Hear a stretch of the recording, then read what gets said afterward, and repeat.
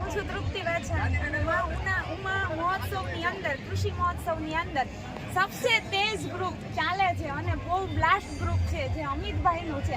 આજે બધા એક સાથે કદાચ 10 મિનિટમાં બહુ બધા ભાવિકો અને ભેગા થઈ જાય ખેડૂતો, તો આ એમના બધા ચાહકો બધા ગ્રુપની અંદર છે. તો કેવી એક્ટિવિટી છે, જોરદાર, એમાં કાંઈ ઘટે નહીં. વેધર ગ્રુપ સબસે તેજ. અમિતભાઈ છે માહિતી આપે છે, કેવી આપે છે? અને સેવાકીય પ્રવૃત્તિ પણ આ ગ્રુપની અંદર બહુ સરસ થાય છે.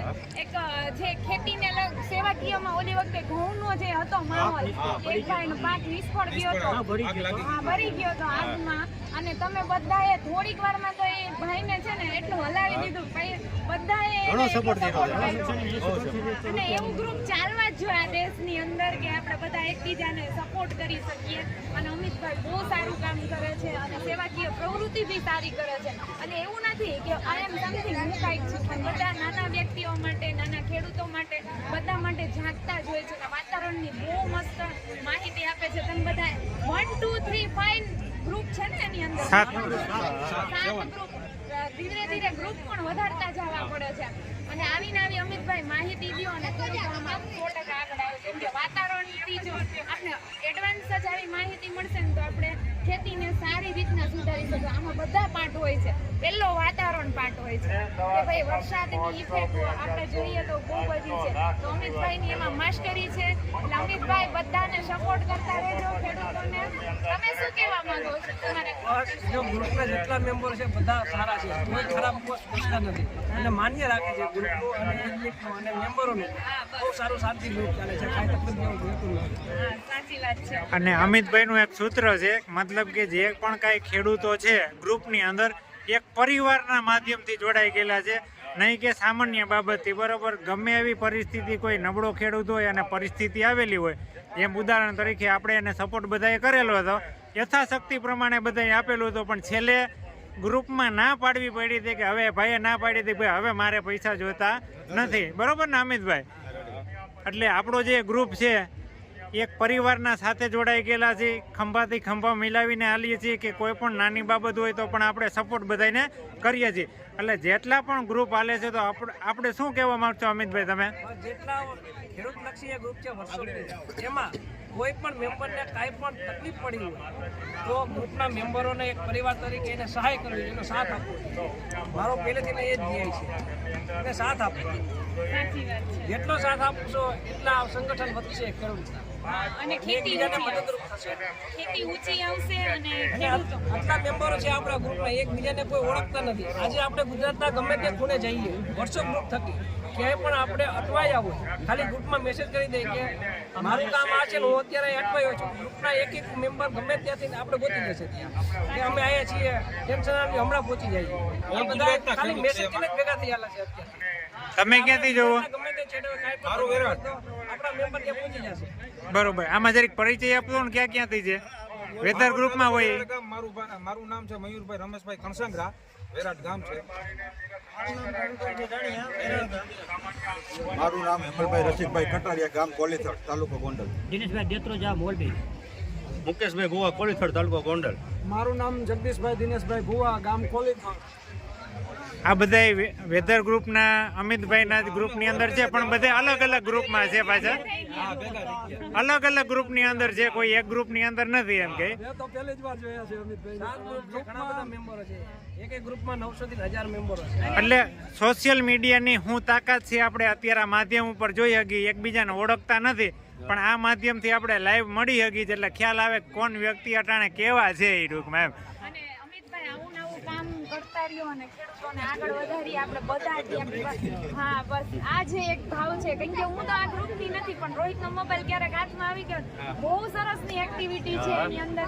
એટલે બધાનો સારો વરસાદ બાબતે, વાતાવરણ બાબતે અમિતભાઈ માહિતી આપે છે. એની હિસાબે અમારો પાક ઘણી ફેર મારે જ 500 મણ માંડવો પલરવાનો હતો. અમિતભાઈનો ફોન આવ્યો, મને મેસેજમાં મારે વાત થઈ કે કાઢવું હોય તો કાઢી લેજો, 25 તારીખ તમારા આગળ છે, 26 તારીખે વરસાદ આવી જાય તો 26 તારીખે વરસાદ આવી ગયો તો મારે 500 મણ માંડવો મેં રૂમમાં ભરી દીધો કાઢી અમિતભાઈની હિસાબે. અને અમે ખેડૂતોને જ્યારે ખેતી કરાવીએ એટલે માહિતી ખૂબ સારી છે. અમે પણ ખેડૂતોને ખેતી કરાવીએ ને તો પેલું આધાર અમિતભાઈ વાતાવરણનું હોય છે. આપણે અત્યારે જ છે જીરાની અંદર 2 માવઠા લઈ કાઢતા આ તે તો એની અંદર આપણે ખેડૂતોને પરફેક્ટ કેમ આપી શકીએ તો એ અમને બહુ કામની છે. અમિતભાઈ તમે પણ અમારા ગ્રુપમાં છો ને તમે અમને સપોર્ટ કરો છો ને એના માટે ધન્યવાદ. જોઈએ ને આપણે બીજું શું છે. Thank you. કોઈ ખોટી આગાહી કરતો હોય તો અમે અમિતભાઈને દોરે છે ભાઈ ખોટા તમે આમાં કરો બરોબર છે. હા, કારણ કે એક સાચા વ્યક્તિના જાજા ઓલા હોય છે, બરોબર ને. અને જેટલા ગ્રુપમાં છીએ આપણે તો ખ્યાલ જ છે કે ભાઈ અમિતભાઈ જે માહિતી આપી એ કેવી છે. તો અમિતભાઈ 100% છે ને 100%.